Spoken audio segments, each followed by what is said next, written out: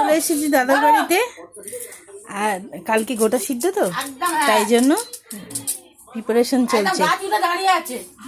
দাঁড়াও, এই যে শীষ পালং, ওটা গোটা সিদ্ধ আয়োজন।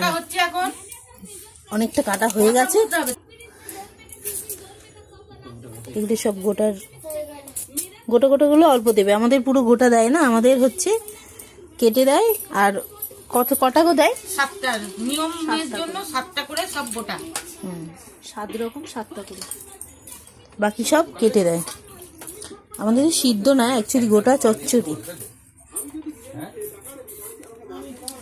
এটা কাটাকুটি চলছে, বাকিটা সাথে থাকো। হয়ে গেছে, এখানে ডাল সিদ্ধ, ডাল চচ্চড়ি হবে, পায়েস, ক্রমশ প্রকাশ্য। দুদিকে দুটো কড়া বসানো হয়ে গেছে, এবার আমাদের গোটা চচ্চড়ি বসাচ্ছে, শুরু করছে।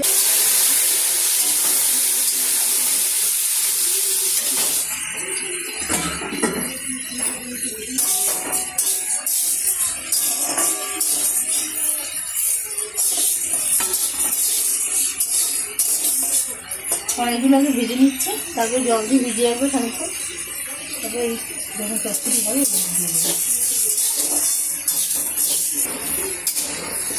এখনো পর্যন্ত কিছু ফোড়ন দেওয়া হবে, আলাদা আলাদা সব সবজিগুলো ভাজা হবে, তারপরে ফোড়ন দিয়ে একবারে বসাবে।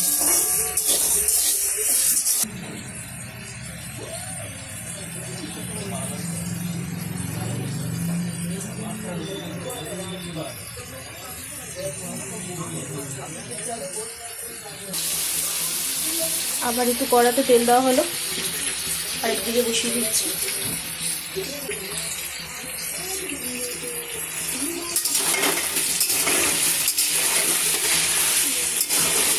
তেলটা গরম হয়ে গেছে, সব গোটাগুলো একবার করে ভেজে নেব।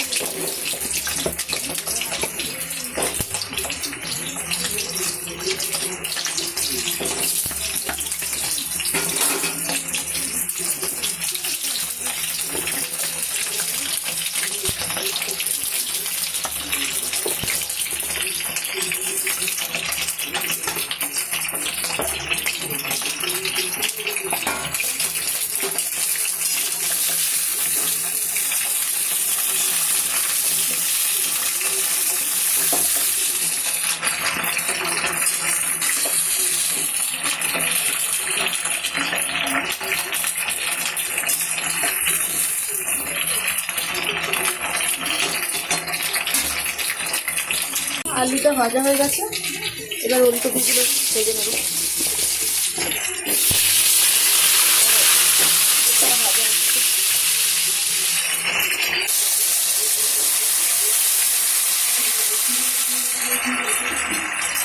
আর একদিকে রান্না হবে বেগুন।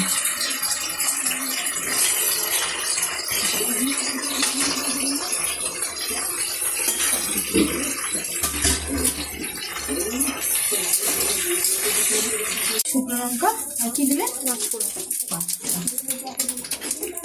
সব আলাদা আলাদা সব ভাজা হয়ে গেছে, চাপানো হচ্ছে।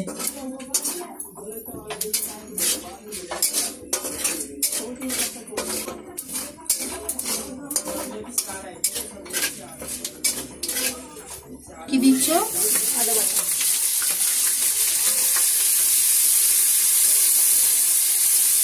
একে একে মশলাগুলো দিয়ে দেবো, একে একে মশলাগুলো দিয়ে হলুদ, লঙ্কা,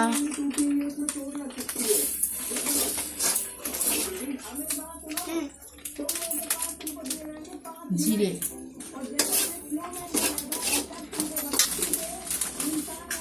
নুন,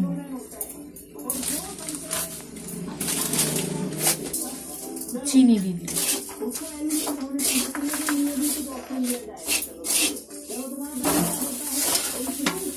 সব সবজিগুলো একটু গিয়ে ঢেলে দেব।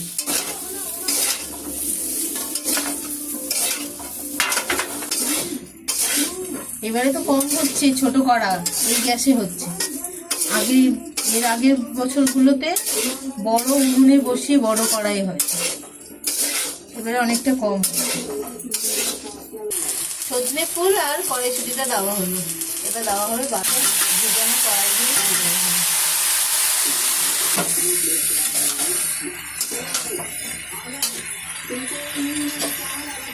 এরপর বাঁধাকপিটা দিয়ে দিচ্ছি। বাঁধাকপিটা একটু মজে এলে তাহলে এই যে ভালো সবজিগুলো দিয়ে দেবো।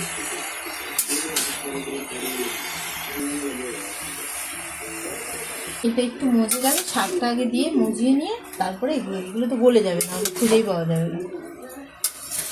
বাঁধাকপিটা একটুখানি কমে এসছে, এবার শাকটা চাপিয়ে দিচ্ছি।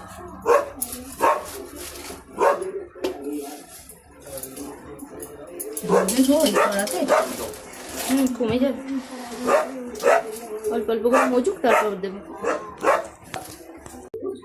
হয়ে গেছে আমাদের গোটা চচ্চড়ি রেডি। আর একটুখানি টানলেই নিভিয়ে দেবে, হয়ে গেছে। আলু ভাজা, ডাল চচ্চড়ি, পায়েস, ভাত, রেডি আমাদের রান্না। আজকের মতন এখানেই, টাটা, সবাই সাথে থেকো।